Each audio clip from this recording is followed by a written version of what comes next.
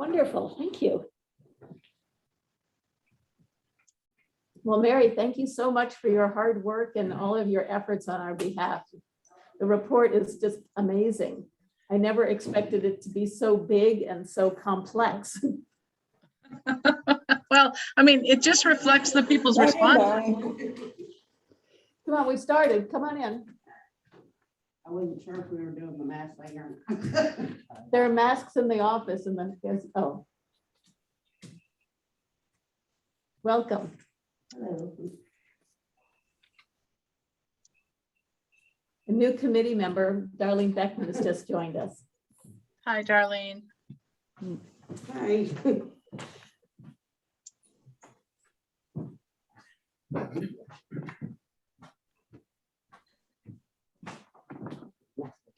She should be on. Yeah. So Darlene, that's Mary Terry up there on the screen. Yeah. In the upper left-hand corner. She did the assessment. She's our consultant. Yeah. And you know Marjorie Stratton probably, who was Yeah. the town manager. And to her right is Hooper Brooks, who's a summer person, but he's moved to Maine year-round now between Portland and here. And he's worked a lot with foundations and grants and financial stuff, very, very helpful to the committee. Of course, you know Barb. Yeah. We know each other a little bit. Yeah. Okay. Sorry, Mary. Oh, it's okay. So what I did was I put a PowerPoint together. It's not pretty, but it sort of gives you the summary. So I thought I would just share the screen and run through it. Hooper, that will save you taking many notes. And I'm going to run through it fairly quickly. And then so basically I just took what I thought were the highlights from the report and put them on slides so we can see them. And in honor of what you asked, Ellen, I pulled out most of the percentages and put numbers in, which is why it's Thank not you. pretty, but you can see the numbers by the comparison. And then at the end of it is just sort of the themes that I saw come through between the comments and the survey responses. So I'm gonna share my screen, cross our fingers. Yes, I need to close some things. Wait a second here. And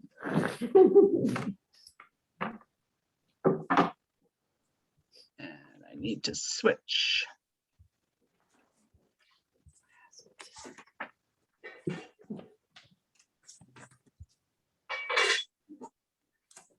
Can you see that? Is it big enough?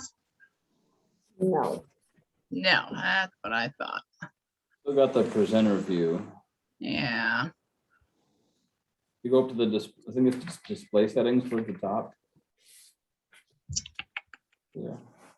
New share more.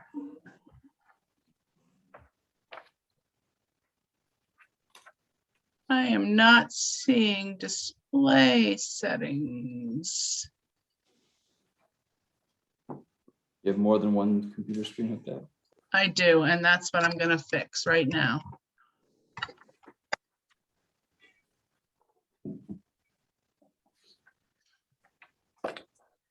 I don't want notes.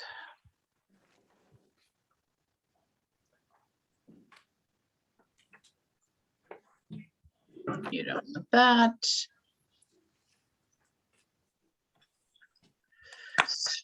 Oh, sorry. There you go. Now can you see it? Yep. Okay, perfect. Thank you for being patient with me. So overall, there were 104 respondents, and of that 104, 51 reported challenges in finding suitable housing either now or in the past. The census projections that that Jason shared to say that there are 1,367 residents on Vinyl Haven. I actually think that might be a little high, but if we go with that number, it's an overall response rate of 7.6% for everyone who responded, and 3.7% of the people who respond, or 3.7% were housing challenged. Most of the respondents were women. Most had lived on the island for more than 20 years. And one of the odd things is at the end, we asked questions of people who were 65 years or older. I thought it was very clear in the survey. 54 people answered at least one of those questions, but only 32 of the response of that 54 were 65 years or older. So that's a little odd. The stakeholder responses, as you know, people were fairly reluctant to talk, but in the end, we had 13 responses. I thought that it was quite interesting that, actually, it's not really interesting. It's probably appropriate that that both Chom Community of Housing of Maine, which owns and manages Hillside, and Steve Brown, who now owns and manages Harborside and John Carver, both were willing to talk. And there's fairly detailed information about those rentals in the report, including the rents and how a little bit about how the subsidy works. So overall, there are 31 units of subsidized rentals in your community, and that's out of 139 total rental households, according to the census. So one of the questions, oh, go ahead. Oh, no, sorry, I was scratching my neck, sorry. Okay, that's all right. I have a question though, Mary. When you said what Jason shared, is that the new census information? It is, it's the 2020 census data, but it's projected because the actual data has not yet been released, Okay. unfortunately, and probably won't be until maybe the first of the year, the last I saw. About half of the people who responded said they had challenges finding suitable housing either now or in the past. This is the split of the gender. As you can see, it's mostly women, and in both instances, it's the majority. I don't know why 3 people answered or 4 people answered other around gender, but they did. So I just left them in there as other. In terms of the age, the projected median age for Vinyl Haven in this upcoming census is 49.2. And as you can see, it looks like most of the people who responded were under 50, which kind of makes sense. I mean, I think older people are for the most part settled. And because you have so much subsidized housing for older people, they're not challenged at the moment to find housing. When I looked at children, most of the households that responded did not have children. You can see the numbers. The column on the left is everyone's answer. The column on the right are people who said they were challenged to find suitable housing. The gross annual income prior to taxes. So again, the US Census projects that your area median income will be just over 65,000. Interestingly, you had a number of people over 100,000 who answered, both challenged to find suitable housing and not challenged. You know, as several people said to me, affordability is really based on what you think you can afford. So that may be part of it. I'm not really sure. I was actually surprised. I think clearly more people who were not challenged to find housing earned more, which isn't a surprise. And I'm assuming that they answered because they wanted to participate and share their opinions and views. This is how long you've lived on Vinyl Haven overall, and that's the sort of percentages that I broke it down. Unfortunately, these numbers do align. There's going to be a place where the numbers don't exactly align, but you can see that most people have lived on the island for over 20 years. The table on the left are is everyone, and the table on the right are those who were challenged to find suitable housing. How long have you lived in your current housing? Those are the overall numbers by percentage. And then split up again. On the left is everyone, and on the right are people challenged to find suitable housing. Again, most people have lived in their current home for a fairly long period of time, which was not surprising overall, a little bit surprising to me for people who are challenged in finding suitable housing. And interestingly, there's only a couple of people who consider themselves houseless. And I was really hoping that we could find the people who are couch surfing having a challenge in terms of finding long-term housing. So I'm not certain whether we did that. That is one of the things that I was a bit disappointed in. What type of housing you now live in on Vinyl Haven? Again, this is the overall numbers. You had no one who answered that lived in a pre-1976 mobile home, which is probably a good thing. And the one houseless person.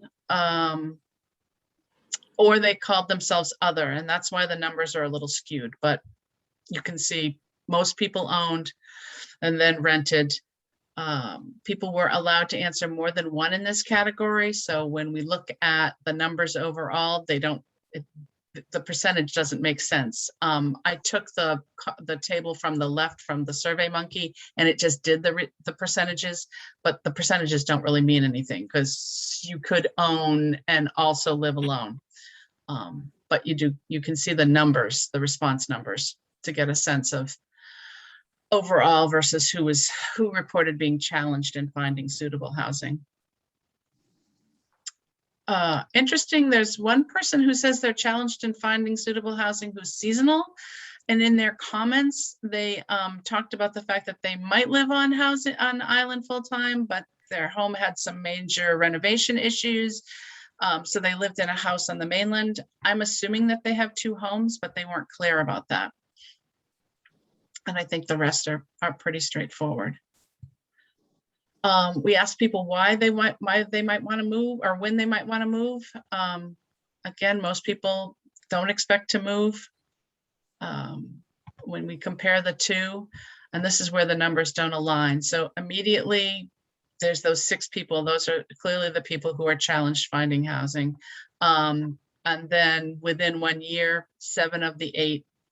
And then as you can see, 59 people said they don't expect to move at all out of the total, and 22 out of the people who responded that they had a challenge in finding housing. And I found that interesting. So 22 people say they either now or in the past have had a problem finding housing, and yet they don't expect to move. For what reason? Again, this is overall, just to give you the overall percentages. I stuck the numbers there in the table that let me do that. And then when we look at the comparison, you can see that it's major repairs. Affordability was not the big issue, and I thought as big an issue as I thought it might be. Only 6 of the 51 people were 51 people challenged to find housing. Excuse me, you're right, only 6 of that group said that their housing wasn't affordable. It seemed the bigger challenge is repairs and housing not being permanent or year-round. When you ask generally, what are the barriers? Wait, I'm sorry. I jumped ahead of myself. When we ask generally, what are the barriers, they can see the overall. And then again, everyone is on the left and those challenged are on the right. It really seems like poor quality of housing, utility costs was a big thing, and then stability of housing units. And interestingly here, 43 people out of the 51 said availability of affordable housing units, and yet previously many fewer said that that was a challenge. So I'm not sure what was going on there, and the comments didn't shed any light on that. Then when we started to talk about people who are 65 and older, we asked them if they have concerns about living on island, remaining on island as they get older.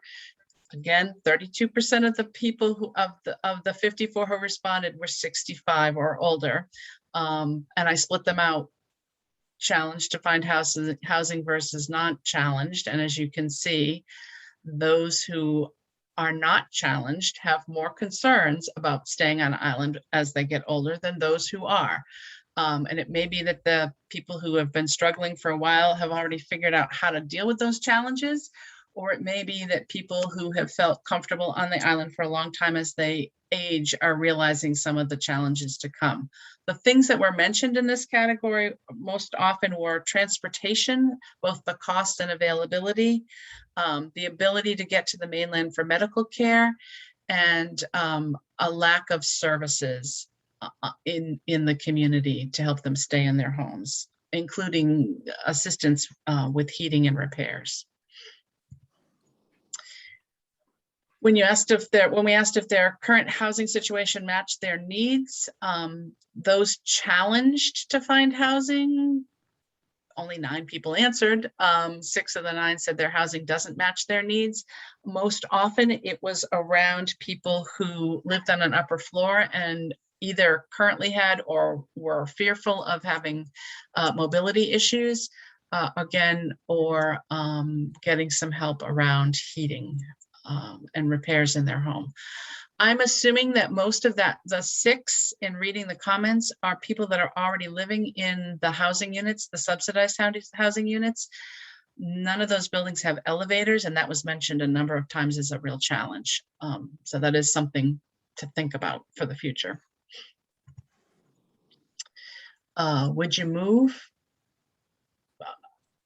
It was almost 50-50 for people who were challenged. Sorry, challenge is spelled wrong there. Whether or not they would move. And for people who didn't feel challenged, 6 said that they would move. And only the percentage of people who are on a wait list are 8 1/3, and 1 was off island, and the rest were one of the 2 facilities that are on island.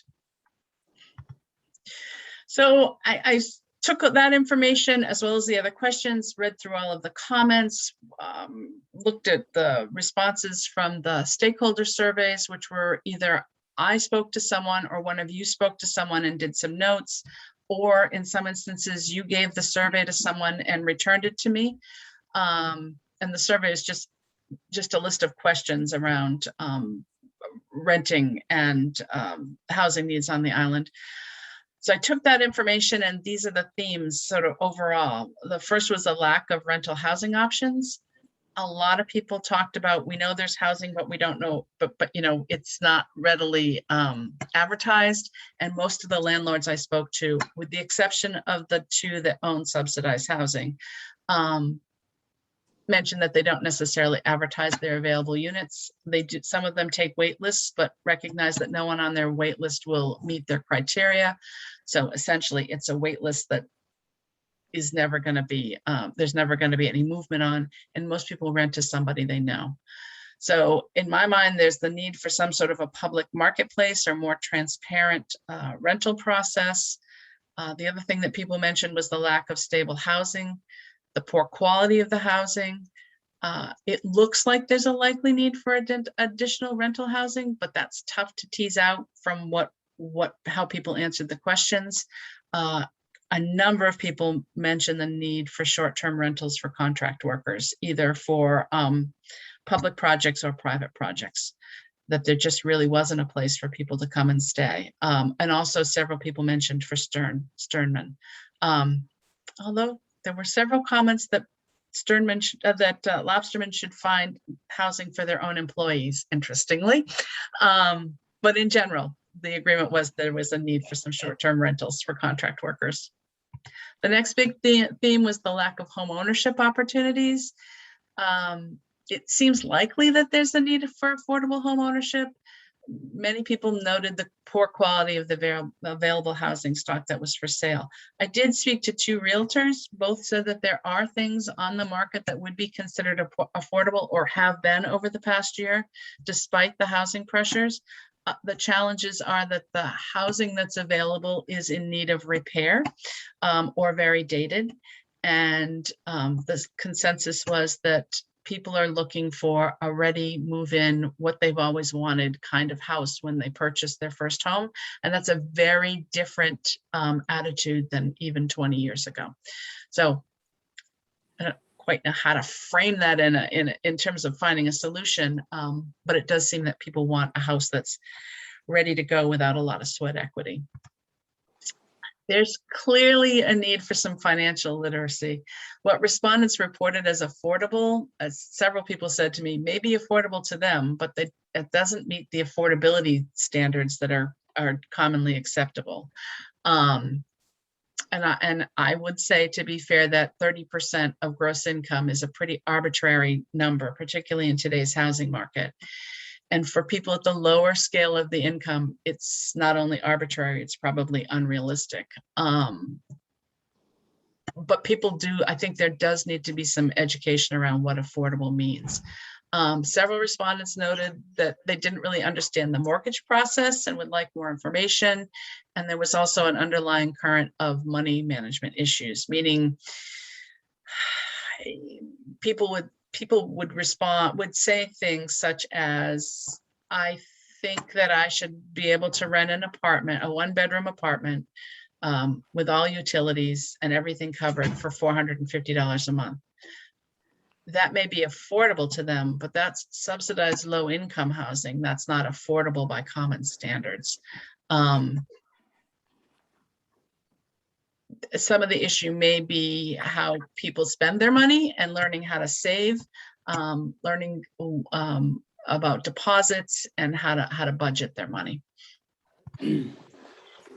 I think there's some overall need for some tenant and landlord education. A number of people noted that that certain residents have a history of causing damage in a rental, being late or moving without paying their rent.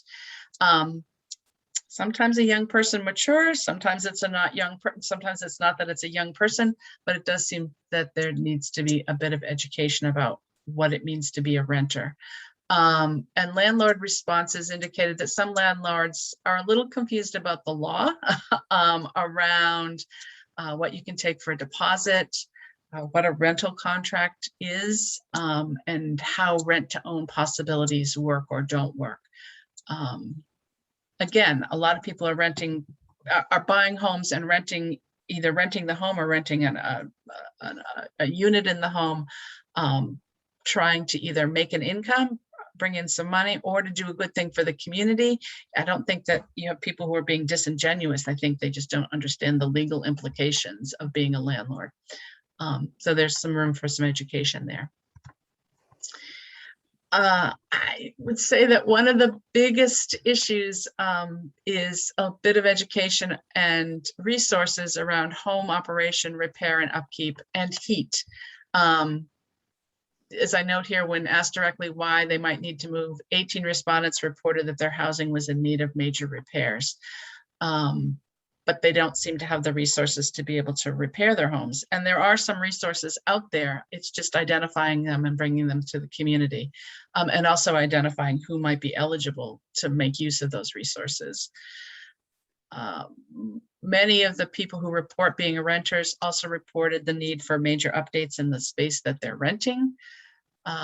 It would appear to me that there might be some interest in first-time home buyer programs and low-interest home repair programs and energy efficiency programs.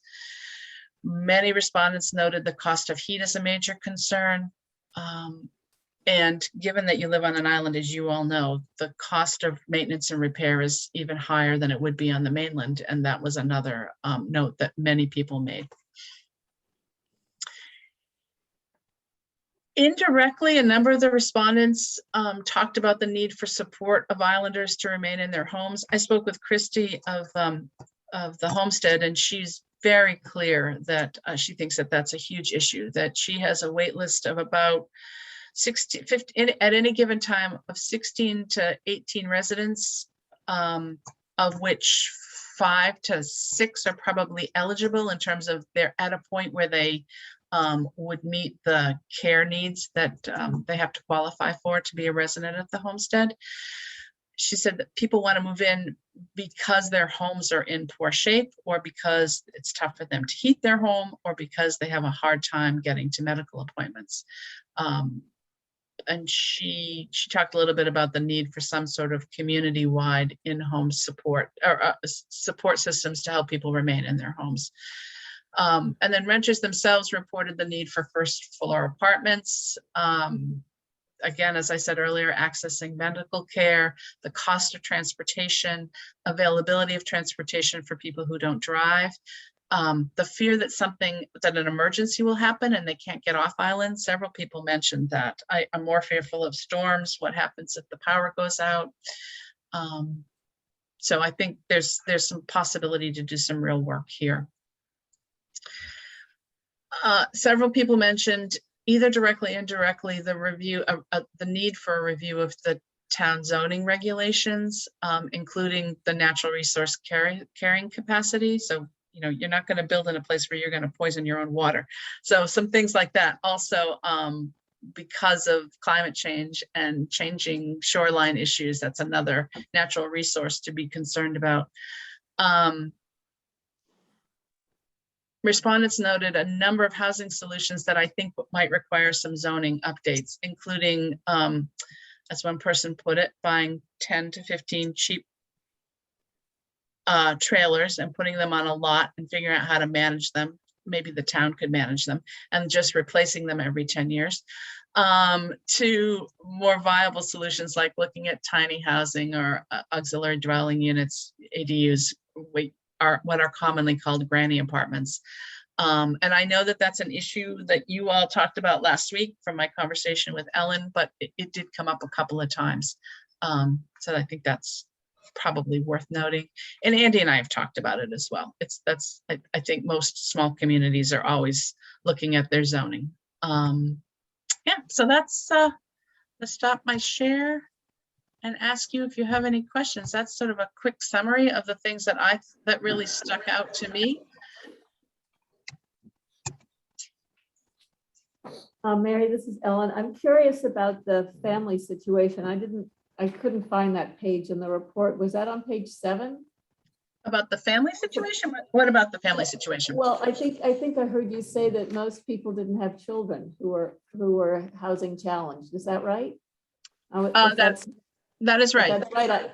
Then I'm surprised to hear that, because I spoke with Jeff Aronson before our committee got reorganized, and one of the takeaways he remembered from the previous housing committee was that most of the people who needed housing had children. It doesn't. It doesn't appear that way. I mean, it could. The thing that we need to remember about this is we only have the responses from the people who responded. So if I were a young mom and I had 3 or 4 kids and I was trying to make ends meet, I might not have bothered to fill out the survey, not because I don't care, but because I don't have time. I shouldn't say might not have bothered. I might not have found the time and the energy and the resources to do that. And we don't know the answer to that question. Right. The other thing is the median income. I find it hard to, I remember we talked about $65,000 as being the median income at one of our meetings, and not one person at the meeting agreed that could possibly be accurate, here.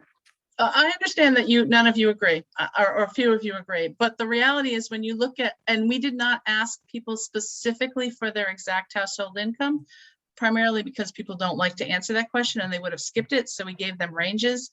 If you look at those ranges, the median income falls right around 60 to 65.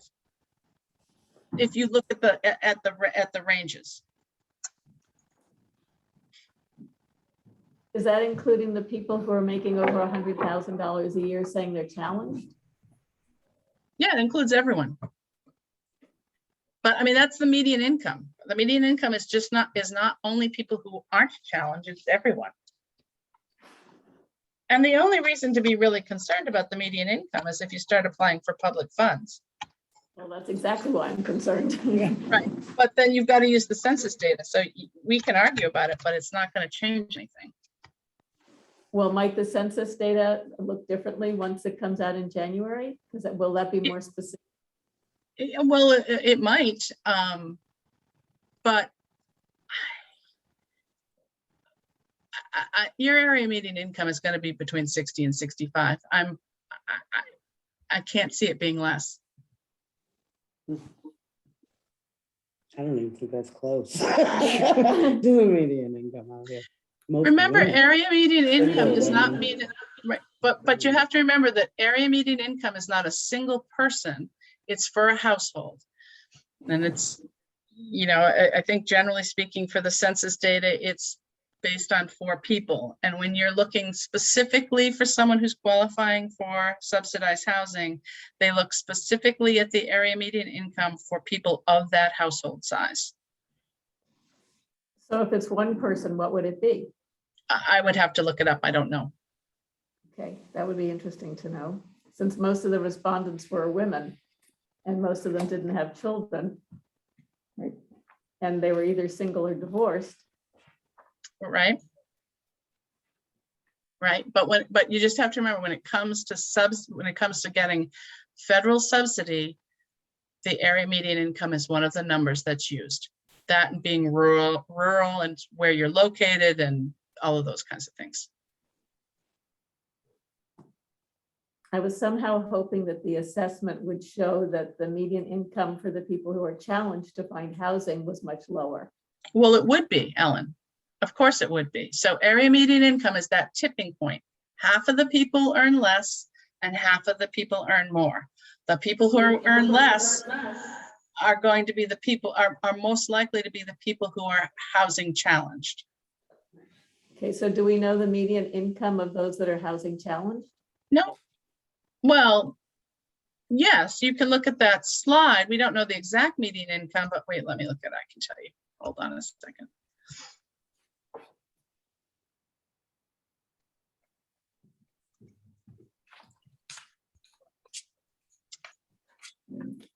I should have printed this and I didn't.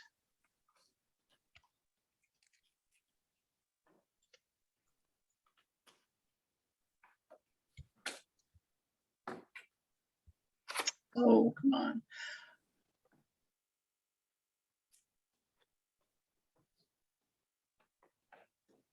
Sorry. It's okay.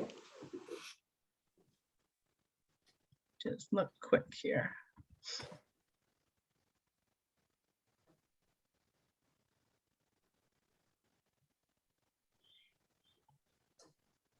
So what we know are the people who are challenged to find housing.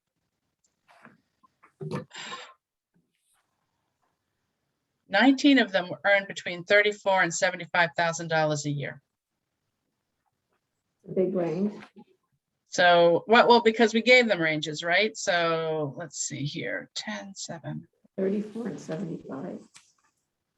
10 people earn between, of the people who are challenged to find housing, 10 people reported earning between $50,000 and $75,000 a year. Yeah. Nobody Nine. reported earning under $10,000 a year. 4 people reported earning between 10 and 15. 5 between 15,000 and 25. 5 between 25 and 35. And then, so here's the jump, 9 between 35,000 and 50, and then 10 between 50,000 and 75,000. And then another 7 between 75,000 and 100,000. And those are the people who are challenged to find housing. So that slide is in this, and I'll send it to you. And it's actually, there's a table in the report that shows that. Now, it may be, I mean, there's some things to think about here, right? So you've got 30 plus units of subsidized housing for people who are 62 years of age and older. In order to qualify for subsidized housing, most of them are on Social Security, and I'm guessing most of those people earn under $30,000 a year. They may not have chosen to respond. They may have chosen to respond and not given their incomes, but they, for the most part, are housed in a place that they may not like, but it's safe, affordable, warm, and fairly centrally located. I suspect that some of the people who don't want to move are older people who, or most of the people who don't want to move are older people who are in their own homes, because wasn't it 71% of elders said they didn't want to move, but they needed support to stay in their homes, medical repairs, social, you know, any number of things that have been shown in other assessments for elders. Right, which is true across the state. Actually, it's probably true across the nation. People don't want to move. I mean, it's the place where you raised your children, you had your first dog, you know, it's the place that's important to you. It's home stuff. So for you, Mary, what do you think the overall takeaway is in terms of the need here and what we would focus on? I think that, first off, I think that we need to remember that we only know what the respondents told us, and the respondents are not reflective of the entire community, right? So this is just a slice. These are the people who self-selected to talk about their housing issues. That's the first thing. The second thing is, it would seem to me that there's a real lack of understanding about what affordable housing is. And it sort of gets back to your comment about the area median income. People get hung up on the numbers. The reality is, if you don't feel it's affordable to you, then you don't feel it's affordable to you. And so there are some ways to tackle that. One is a little bit of education around financial literacy and budgeting and how you might go about getting a mortgage, how you might save for a down payment and deposit. That's one thing. Another thing are what kinds of community supports could help people stay in their homes or improve the homes that in which they're living. And things could be as simple as minor home repairs, helping people save and budget for long-term home repairs, heating, and some transportation support. And I would suggest that if you're really starting to look at developing housing, which I know, Ellen, that's one of the things that you and I have talked about, is that it would be good to have someone like Jason from a CAP organization to really sort of look at this assessment, look at the census data, and see if they think that it's viable to build some additional housing on island that's got public subsidy, and then to really talk with the community about what they want. Because you may find that they don't want another 15-unit block apartment building. They may want something different.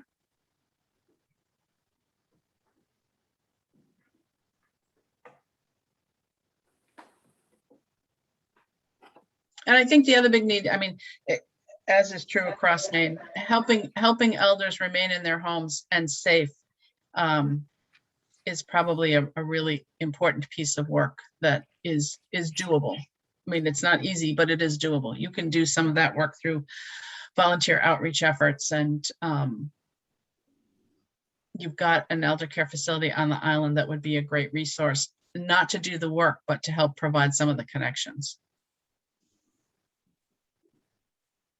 Now, say a person qualified for these apartments on the hill. Yeah. What happens if they all of a sudden go over what's allowed for income? Which one's on the hill? Which one do you mean? What terms are they? By the cemetery. Hillside. Carver's? Hillside?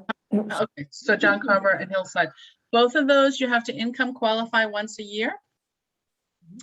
And if you go, and both of those have some ranges within income qualification.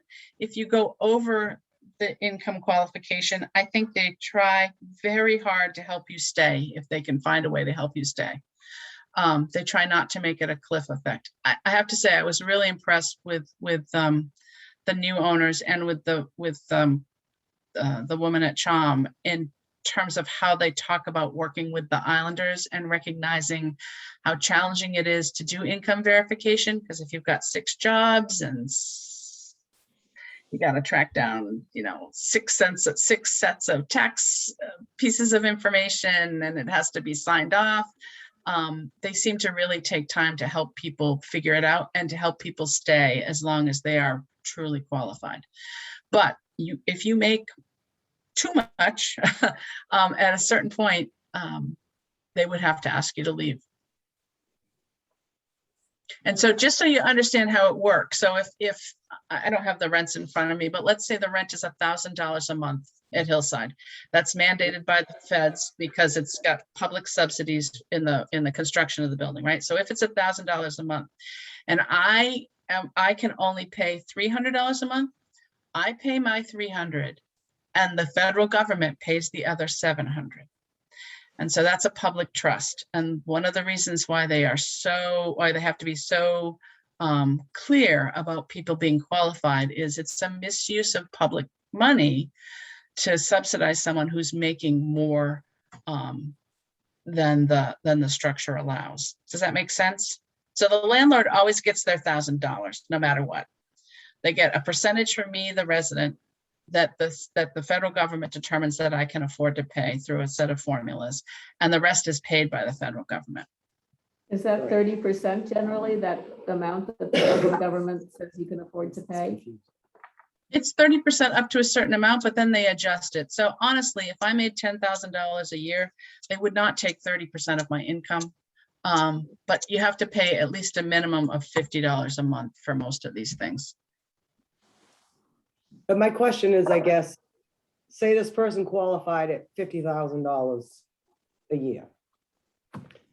They find a different job. Next year, their income goes to $100,000. Do they kick them out because they make too much money, I guess is my question. I'm sorry, you broke up, but I think you're someone making $100,000 would never, ever qualify for subsidized housing, ever. Right. You see what I'm trying to get at? No, I'm saying they qualified here. Yep. But then they find a different job and they're making $50,000 more a year. Are they gonna tell them they have to move out? I guess is my question. The answer is yes, because they don't qualify for. Yes, at subsidized. some right. At some point, they would be asked to move out, but it's not an immediate thing. It is a process. Now, from a lot of the people that I've talked to that's tried to get into the apartments up here, it takes a long time. I know one woman with 2 kids that just finally got an apartment. It took her 6 months of living with different family members, even though she had applied and she was low income. And right today, there's an empty apartment that is sitting there that's been longer. It's been empty for almost a year. Mary, are you still there? So I I'm still mean, here. I just turned off my video because the sound quality was bad for me. Because didn't you address that with the landlord at Hillside, that why the apartments are Yeah. sometimes empty? I Couldn't. couldn't, what was he? Oh, didn't I? Yes, because it takes 6 months to, so if they promise the apartment to me, right? Because I say I income qualify, I have to go through the process of income qualification.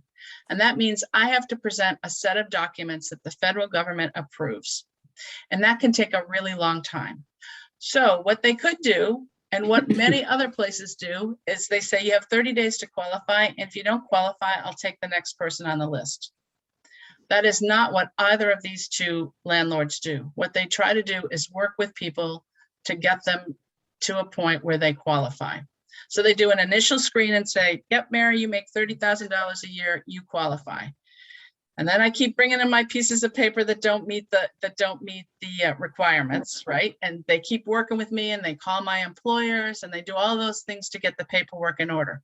During that time, the apartment is vacant and everyone in the community is up in arms about it, but it's because they're trying to help me get into that apartment. So it can appear that there is a vacant apartment for a long time with no good reason, when in fact, behind the scenes, the 2 landlords are working very hard to get someone that they genuinely believe is qualified into that apartment. But it takes time to get them qualified. So if I earn $30,000 a year and I work for, Hooper's grocery store, and he gives them my W-9 and I do all my paperwork, then I'm good. But if I earn $30,000 a year and I get 10 from this employer and 2 from that employer and 3 from this employer, and then I've got some child support money, and It just takes a long time to verify all of that. I hear you. It's frustrating. Why I is get that that. so difficult when your most recent tax return? They don't take your most recent tax return. I would verify what your income. You do was. have to jump through hoops. I had to Yeah. jump through hoops when I Right. bought my. Right. I get it, but I But- mean, if this is supposed to be affordable housing Yeah. and we're supposed to be placing people But again, it's in also place, in, public yeah, funds, federal Right. funds that are subsidizing it, so they have to be Yeah. able to answer and be accountable on that end of it too. And Mhm. so right. there's the stick that comes with it, right? Is you have Right. to Yep. do all of it. It was a private trust in some sort of community development group that owned it, or, you know, Yeah. maybe there's different, less paperwork or bureaucracy with it, but if you have to be able to answer and verify that part of it, it just is kind of part of it. Mhm. And Mary, you said they don't take people's tax returns. They insist on these W-2 forms or whatever they are. A tax return only reports what you earned last year. So if last year I earned $50,000, I wouldn't qualify. But what am I qualify based on what I'm earning today. So I mean, they have a whole set of documents that they have to pull together. Because all they ask it for in their application is that you submit to a background check and you are willing to submit your Taxes. background information, your income information. Right, that's the start. Then you have to do all the verification process. I understand. I understand that it's frustrating, but it sort of goes back to the area median income thing, right? I mean, when you're looking at housing that is subsidized by public dollars that you and I pay to the federal government through our taxes, there is a set of responsibilities. I agree that sometimes they're too restrictive. I think that they can be punitive. I think all of those things are true, but that's the system we have. So when you start looking at building additional publicly subsidized, affordable housing, you need to remember, you're not going to be able to change those. Those are the strings. As Andy said, those are the sticks. And it's unfortunate, but that's how it is. So if you start looking at affordability from through other lenses around helping people figure out how to heat their homes or weatherize their homes, how to, help young people learn how to manage their money, help people understand the importance of maintaining their home.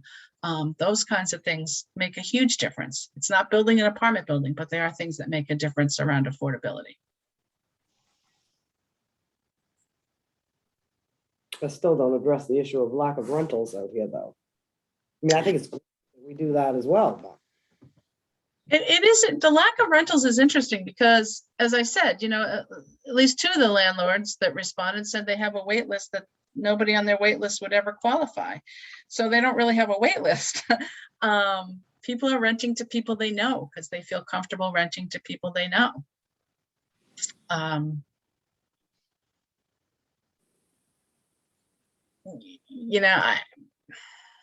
I think some education, I think,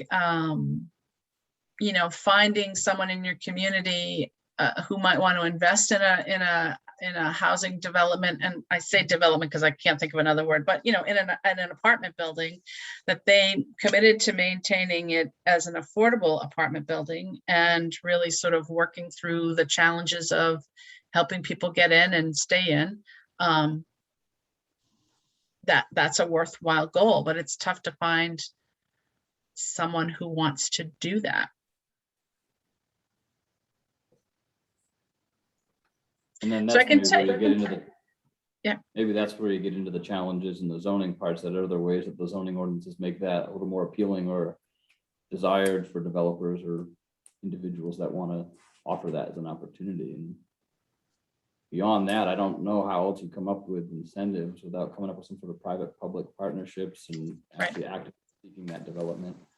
But there's no guarantee if you change the zoning that the people that do this, there's nowhere in the rules that say that they've got to go affordable. There can be. There can be. Can be. Yep. There are communities that have auxiliary dwelling units, granny apartments in their homes that you can do that, right? They zone it so you can do it, but you have to commit to maintaining that as an affordable unit. And then there's parameters around what affordability is. Yeah, they're generally come in the form of density bonuses where you'd be, we'll say overbuild, where you wouldn't otherwise. If you're providing, our ordinance right now provides for that density bonus, but the caveat is that it's year-round housing. There's no condition or no requirement for affordability. It's just year-round. It has to be a 12-month lease.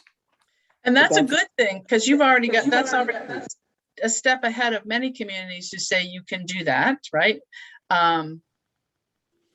But don't necessarily stipulate it's a 12-month lease. So what happens is people do Airbnb. And so you're already one step down that road of away from the Airbnbs, which is a good thing. So if something new got built, you can put it in there that the place has to be rented to islanders and affordable. I mean, you could say year-round housing. I mean, right now, our ordinance currently says there's a density bonus if you're providing year-round housing.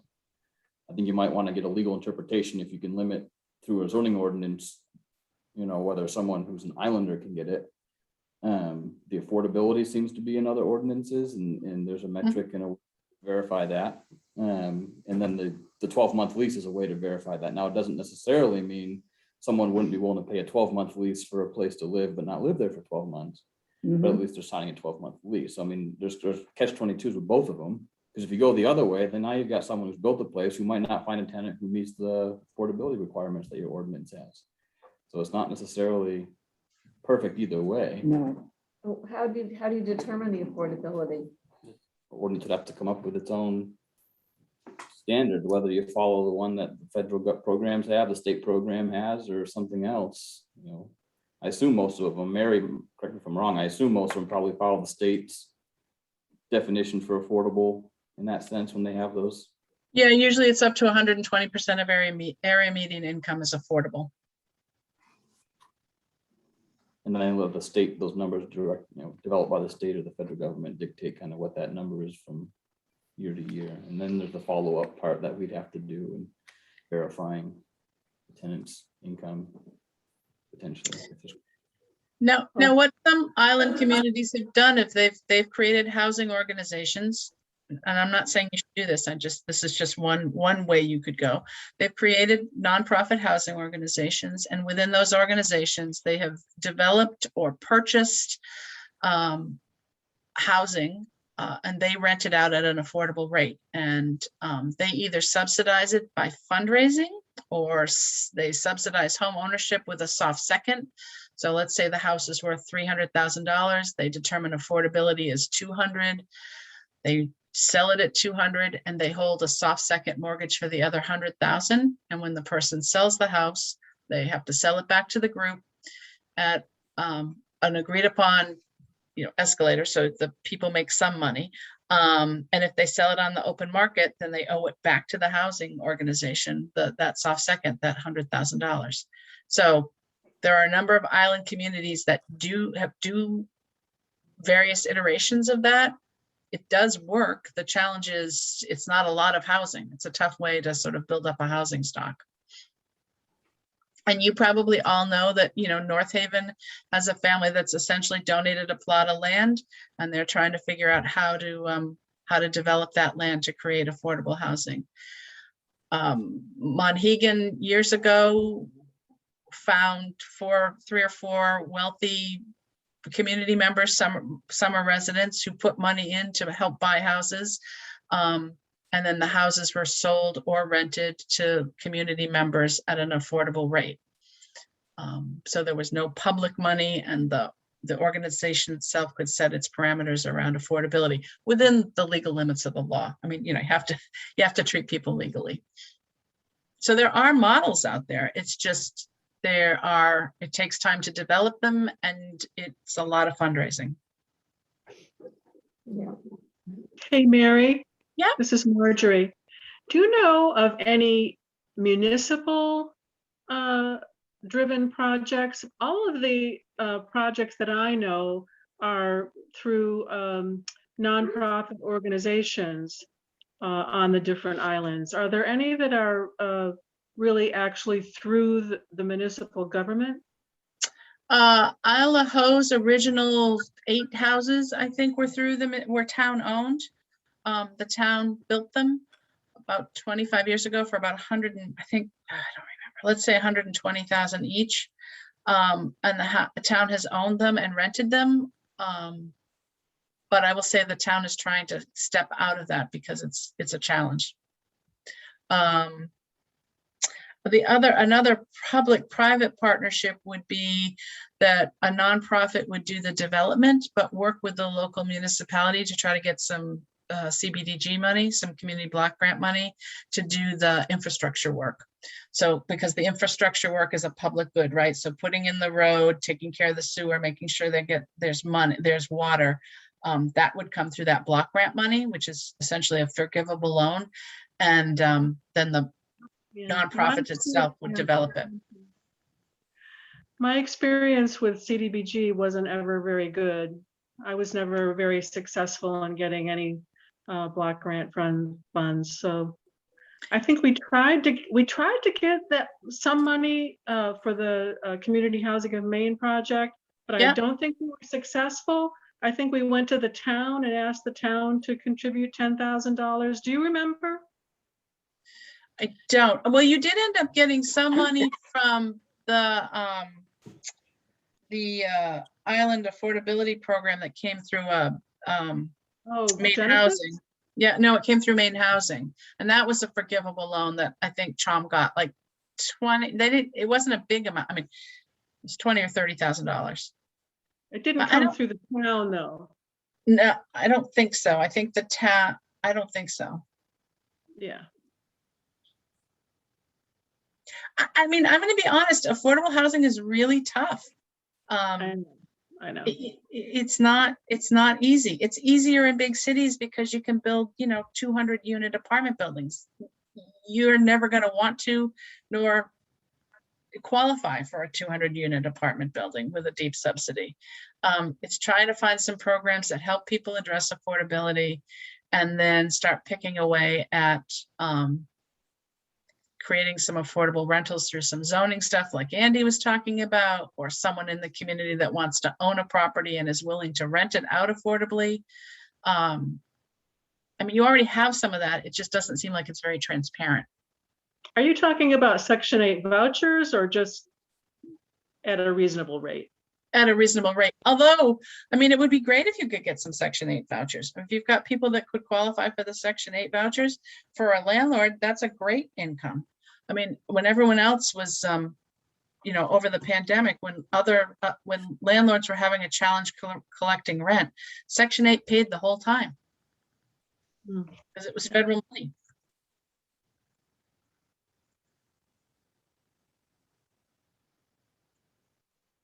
So, my suggestion is that you sort of read the results, and I'm happy to try to answer more questions after you've had time to really read it.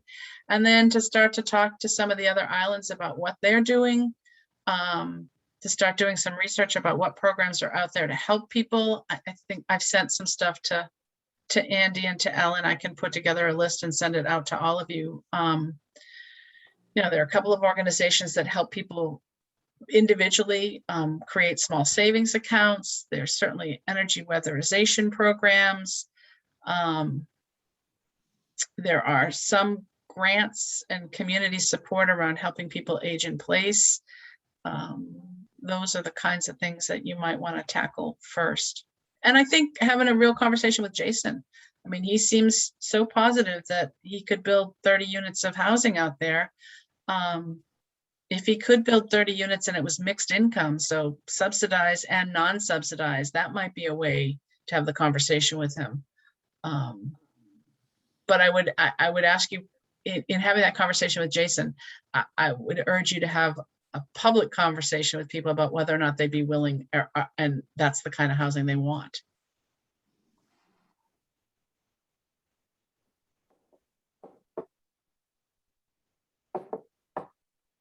The good thing is you're a small community and you already help each other a lot. I mean, that thread was certainly through all of the surveys. It's just trying to figure out how to help people in a more concerted way. Do you know if Maybe- rural development still has those, I think they were called 202 loans and grants? They haven't funded the 202 program in a long time. What's I mean, that? that's how one of the two, either, I don't remember Harborside or Carver had 202 money. There just hasn't been that money. And there is a new tranche of money that's coming in through the COVID response, but I don't know how that's going to be spent. I haven't seen the rules yet. That would be, I think, a good conversation. Hannah's on the committee, Hannah Pingree's on the committee, staffing the committee for the governor about how that money will be spent. That might be a good conversation to have with Hannah. Greg Payne, who used to be the director for the Maine Affordable Housing Coalition, is now staffing some of that work for the governor. That's another good person to talk to. He's deeply tied to the islands and committed to affordable housing. Those are two public state employees who might be helpful in helping you sort of sort through next steps. I heard on the radio that there's a lot of money for affordable housing that Governor Mills has appropriated or sequestered or whatever. Quite a lot of money for affordable housing, but it sounded like there were projects already in the works. I haven't seen I mean, there is money coming from the federal government. A bunch of it went to the counties, which I find interesting in the state of Maine since we're not governed by counties. And some money is going to the state, but I haven't seen the rules about how it's being split up. Some of it's, I think, rent assistance. Some of it is what? Some of it will be rental assistance money, but I don't know. I don't know how it will be split up. Andy, do you think anyone's ever used the density bonus that's available in the ordinance? Off the top of my head, I don't know.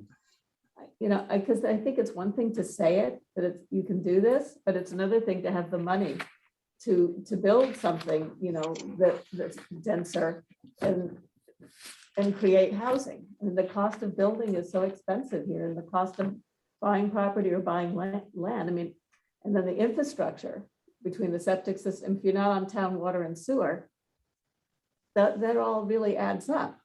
Mhm. So it's kind of a wonderful thing that it exists, but how realistic is it?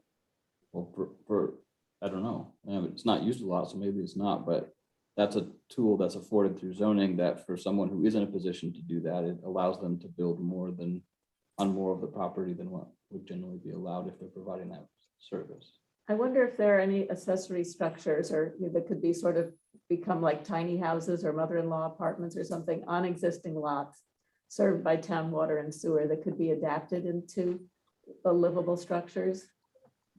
So there'd be less cost. I don't know, these are all things we're gonna have to just sort of think about. What's Do you have town water and sewer down where you are? Yes, yeah. But that's part of the education piece, right? I mean, it sounds like people may not be aware that that's a possibility. I didn't even know it was a possibility. I still don't understand it completely, so. Well, it means, you know, if your density is, let's say it's 50%, the density bonus would give you 100% because it's a 50% bonus. Like the lot I sold on Brighton Avenue, there are certain setbacks that have to be met. But I met with Faye because I said, so tell me exactly what's going to happen if there's a density bonus. She said you could basically build out the whole lot, have 100%. Well, that's what she said. No? Okay, so what was it then? What would it be? It's not how it works. It allows for you, so anytime, for almost majority of our lots, they're usually 1, 2, or 3 acre minimum lot size requirements to put a house on. These Well, these were existing lots in the village. Okay, but let's just stick with the general rule that's in the ordinance. So easier math. Let's say it's an acre, RM1, 1 acre Okay. minimum. And you've got, say, 2 acres, Yeah, 2 acre lot, and you're in an RM1 area. The density bonus allows you in certain parts of the island for a 50% bonus. In other parts of the island, it might be 100% bonus. So that's to build a second dwelling unit, as long as it's going to be for year-round use, either a 50 or 100% density bonus on the lot size requirement. So if you're in an RM1 and you've got 2 acres, you could build 2 anyways, but say you got 1.5 acres. Like me. And you're in that 50% density bonus area on the island. It's saying that you could build a second dwelling unit, not because you don't have 2 acres, but the density bonus will allow you to build on an additional ½ an acre. So if you have 1.5 acres, you could put a second detached dwelling unit on that lot with 1.5 acres if you're in that 50% zone. Okay, what if you have 20,000 square feet and you're in the town village overlay district with water and sewer? I think that you have to, I don't remember the number off the top of my head, but you have to look at the land use table and say, what is the minimum lot size requirement for this area? And as long as you've got likely 100% density bonus in the village overlay district. So to put a second dwelling unit, that's the only time it kicks in is when you're putting a second dwelling unit You on that can't, lot for year-round use. you can't just add on to or make a bigger structure. Well, if you want to add on and make it a 2-family, that's different than a second detached dwelling unit. Or one bigger structure? It totally depends, I guess, on, what you're looking to do. What do you mean by one bigger structure? Well, let's say it's an empty lot and it's 20,000 square feet and it's an existing lot of record. Okay, is there an existing structure on the lot? Nothing, Okay, so you want to build something new on that lot. right? And you want to know what the density bonus would be. My understanding is the density bonus applies to an additional dwelling unit, not the first one. The first one is the first one. And that you'd have to address that permit first. I don't have But the this ordinance. again, this goes back to why there's the need for some education. So if you have people who want to I'm develop. on the and they planning don't- commission, so I need education. They as don't, well. right.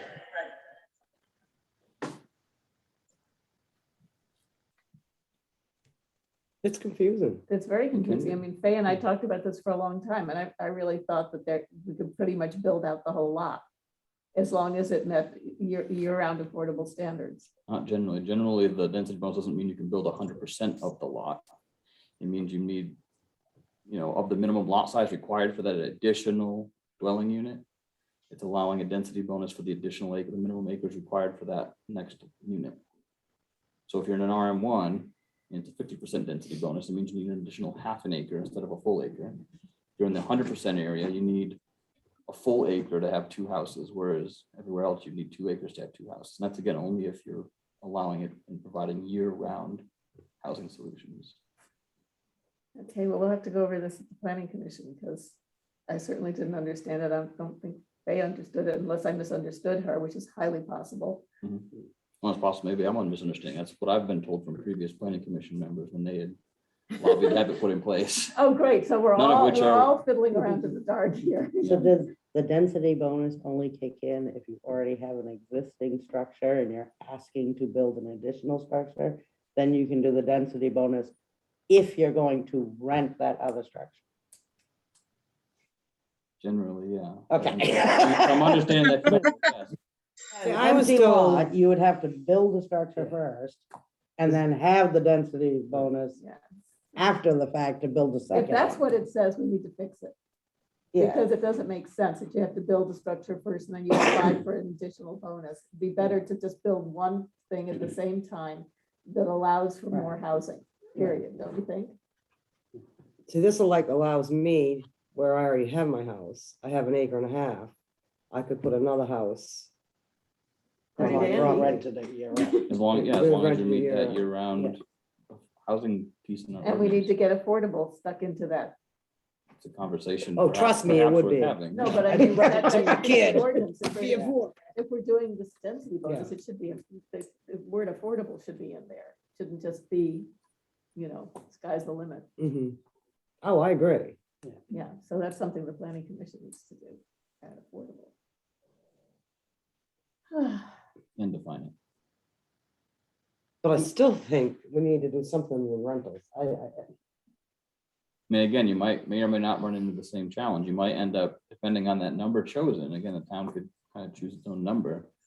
But depending on what % of the household income you choose to consider to be affordable, you might also then potentially box yourself out of allowing that unit to be rented to someone who has the income but just hasn't been able to find a place to live. And then you might potentially end up with the same situation. They just don't qualify because they make too much. Maybe. I mean, there were a fair amount of people that answered on that survey housing challenge, but make a fair amount of money. I find it hard to believe that their housing challenge is making a fair amount of money. There are plenty of houses out here they could have purchased. Maybe they chose Yeah. not to own a Well, house. maybe. Yeah, but the houses that a lot of them could afford today, if you paid 150,000 for it, you're gonna have to soak 200,000 into it. Well, There to not- aren't make any it houses livable. for And don't 150,000. forget the- Exactly. the down Yeah. payment required for a traditional mortgage is, I mean, again, you go back to personal finance and are there things that could be done to help facilitate that learning up, that education piece? As simple as having having a bank come out and do a mortgage workshop about what you need. People don't understand that it's typically 20% down and that there are additional closing costs. There are also first-time home buyer programs through the state of Maine that a bank can describe. That's 5% down. And you can even get a little bit of money toward closing costs, but you have to do your financial housekeeping to qualify. And you have to be income qualified. Yeah. Right. Yeah. Does USDA still do that where you don't have, I mean, I didn't have to come up with a down payment when I bought my house. Do they still do that? I don't, There are programs for veterans, first-time home buyer programs. they're usually still 5% down. I guess I lucked out. You probably, did you get a no-doc mortgage? Oh, I don't remember. Yeah. I mean, I've the been there no-doc 16 mortgage- years, so, but I didn't have to pay anything.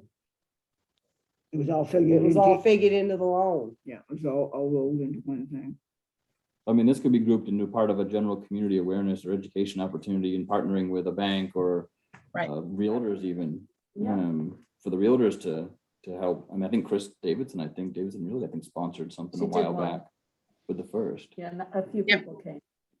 So, I mean, When I bought my house, it didn't work out right. I had to take the class after I had gone through the whole process of buying the house. And it's like, man, I could have used this information 6 months ago. Yeah. Right, and now you can do it online. You don't have to do it in person anymore. It used to be you had to come over to the mainland to do those classes.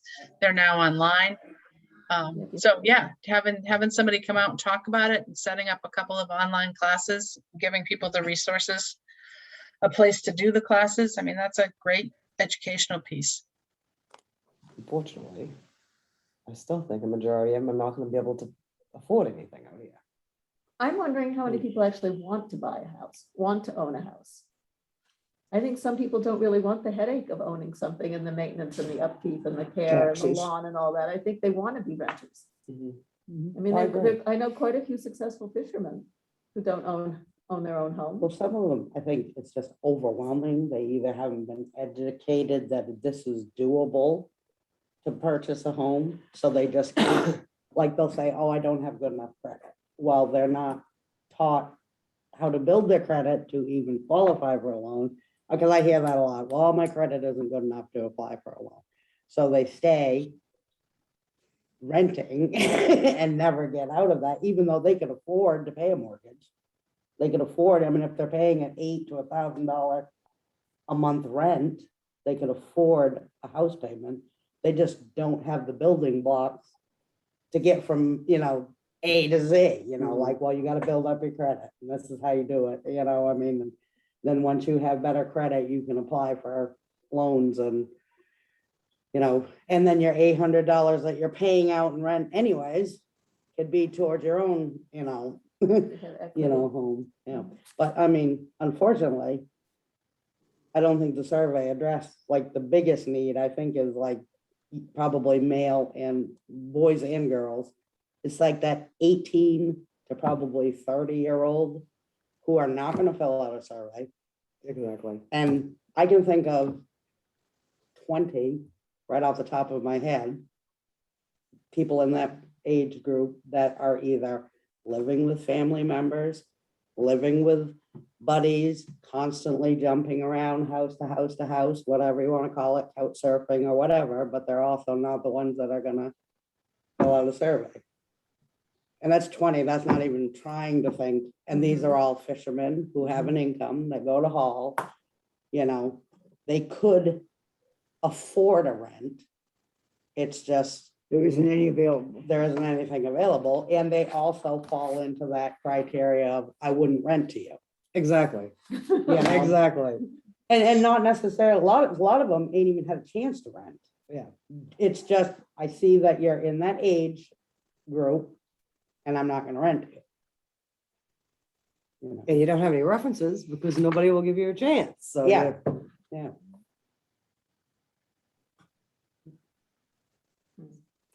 So do you think having a community program, like someone come out and speak about this, very simply from, A to B, what you have to do to buy a home, save money, the down payments, the opportunities for not, different amounts of down payment based on various programs, what it would take, and also working with landlords to try to create some kind of a document or a lease or use a lease template so that everybody knows what's expected? Or do Yeah, you think that's unrealistic, that people is just signing a piece of paper and that,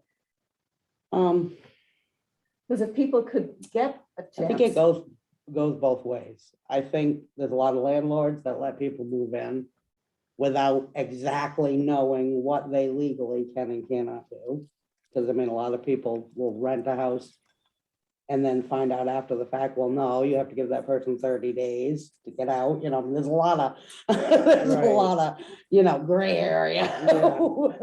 with renters or just even what you even expect of your tenant, I mean, I've had people complain about, well, they left it a mess. Well, if you didn't fill out a lease that said you're responsible to take your garbage once a week to the dump that's in your lease, people are gonna say, oh, I'll go every 2 weeks, I mean, that's just, But you how think it that- is, You think that would help though, having that kind of documentation where people Yeah. have expectations? Yeah, Well, that would be easy enough for us to do. and I do think that age group, even though they get they already have the bad reputation, you're a young 25-year-old male, they're also the ones with the income to afford to pay rent. Because I mean, most of them go to Hall, most of them are out, Sterling, I mean, the majority of them. But you say they already have a bad reputation. Well, it's not necessarily that That they have a person. bad reputation, It's people that age just group. automatically see male 25-year-old. Nope, I'm not renting, Association, yeah. So prejudging them. Yeah, Or I name. think, I think a lot of that goes on. Well, I don't know, his brother trashed the place, so I'm not gonna rent to him. Exactly, yeah. Yeah. Sounds very challenging, doesn't it, Mary? It is challenging. I mean, I told you that early on. It is challenging. Because you don't have one problem, right? So you're right, you got the 25-year-old guy who's maybe perfectly fine, but he's guilty by association. Maybe he doesn't have a lot of experience in managing money. Sure, he buys a big truck. Sure, he's got his boat payment, but the thought of then putting money aside to buy a house, it's just not in the mindset, right? So you have that sort of educational problem. Then you've got young families who are struggling and trying to save. You've got that educational problem. And then you've got people who, quite honestly, are probably never going to be homeowners. And renting is perfectly fine, but you don't have a lot of rentals that are known to be publicly available. So how do you create that pool and get people ready to be renters? So that's one set of problems. And then, you got people in housing that apparently they're having a hard time with upkeep and keeping themselves warm. And then you've got the elder population or older people who are trying to figure out how to manage as they go from having a working income to a retirement income. That's a big adjustment. And I think it's fair to say nobody graduates from high school on Vinyl Haven and within 6 months goes and steps into a rent out here. They either live for at least a year to 2 years with their parents still, if they don't go off to college, but there's no hope of coming back from college and, I'm gonna rent my own apartment.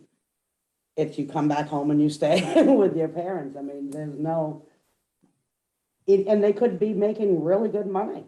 They could be going to Hall, they could be making the $45,000, $50,000 a year.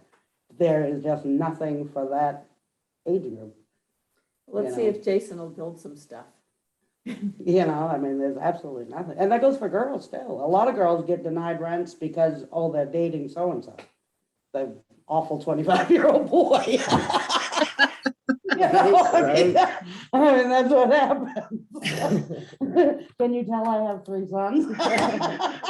But maybe that is the conversation to get a small group of those guys together and have an informal conversation that only you can have. They're not going to have that conversation with me, right? They don't know who the hell I am. But they would have that conversation, I think, with community members about what is it that you would like to, realistically, what it is that would you like to see for housing? And what are you willing to do to make that work? Because it's not just what they want, it's what they're willing to do. Right? I mean, I would love to own a big house on the ocean and have all my family come visit. That's never going to be in my life. I know that. So it's sort of aspiration versus reality and what they're willing to do to get toward reality. And from there, you might be able to figure out some things that could help that population, that group, better their housing situation. I mean, I don't know if the Maine Lobster Association does work with young fishermen around budgeting and trying to figure out how to, right. We're all laughing. Yeah. Right. I mean, there's got to be No. some programs out there. It's just figuring out what they are. School doesn't even have, Adult ed program. No. Yeah. they don't. even within the curriculum, there's No. nothing about finance or money management or. That's why I got off the school board. They're not even. They don't taught even how to- care. But there's New Ventures Maine, right, which is an organization that does financial literacy and budgeting. I mean, they might bring somebody out to do basically an adult ed course. Who is that? I didn't hear what you said. New Ventures Maine. It used to be Women Work in Community. I mean, they're a group that does this kind of work. There's the Small Business Association. I would think, all these fishermen are essentially small businesses. Maybe SBA would come out and do some work. It just seems like there might be, but you have to identify what the need is and what they're going to attend. Bringing somebody out to speak if they're not going to attend isn't going to change anything. Yeah. You have to have. And I think that's your work. Your work is sort of to look at, in my mind, is to sort of look at what these responses are. Where the gaps and the holes are, and then, figure out how can you have a conversation with the 25-year-old guys that are hauling? How can you have a conversation with the 22-year-old young women who were dating the 25-year-old guys who are hauling, and figure out what their needs are, and like I said, what they're willing to do, and then what you can do to meet that gap. That's one piece of work that would be challenging but might be useful. Sounds like it'd be very useful. These are the people who really need help. It seems to be, I mean, and that also goes back to like the sternman problem. A lot of guys can't get a sternman to come over from the mainland because they don't have no place to live. So they have a guy that could be a reliable person to go to haul with them. And they end up going back to the mainland because there's no place to live up here. Ethan mentioned that because he was on the lobster Yeah. co-op board. He said they're renting a room at the Tidewater because they got 2 workers that can't get a rent. Yeah. So maybe get his group together and say, talk to the fishermen at the co-op and say, hey, all you single people or whatever, married people that want housing, go to these meetings and find out what's going on. Because again, I must say it, there's a lot of them out there that don't want to deal with paperwork because they don't know how. That's I was understandable. going to say, there is some of that, right, that people don't know how. And rather than just say, I don't know how, you get all, and if you could sort of figure that out and make it not an individual problem, but sort of a group community effort, that might move things forward. Or have a person or two who'll do the paperwork with someone in a confidential way, like when you go up to the medical center and get Leslie to help you with health insurance. Although how many of those guys don't have health insurance? I mean, people don't like asking for help. Really? Oh, yeah. There's probably more out here that don't have health insurance than you think. Sternman, fishermen. Yeah, Great. they don't have a wife to do it. It's Well, when you're probably- 25, it's never going to happen to you, right? I mean, you're not going to get That sick, is you're not exactly, going to yeah. get injured. I mean, that's Exactly. both the gift and the curse of being young. I would say that number is probably around 40 to 50% of them don't have health insurance. If not Wow. higher. I wouldn't be surprised.